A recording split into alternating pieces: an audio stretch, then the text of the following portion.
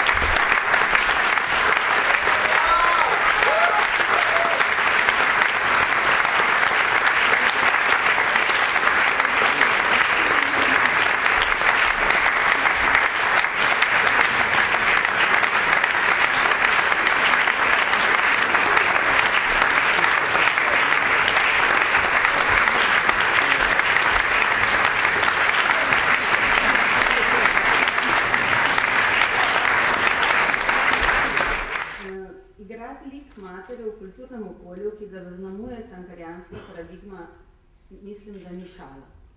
Kaj se zgodi, če mama ni le esenca dobrote in požrtovalnosti, ampak zapleten človeški kozmos, poln poteptanih obetov in izjalovljenega upanja, poln šibkosti in napačnih odločitev, če je tudi mama krivec za otrokovo zlorabo, prav tisti pasivni, ki na nek način omogoča aktivnega.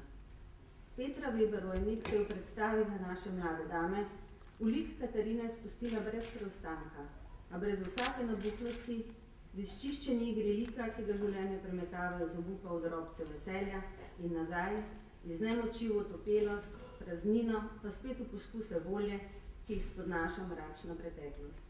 In to naredi na način, ki nas spomni, iz kolikih kosov je človek.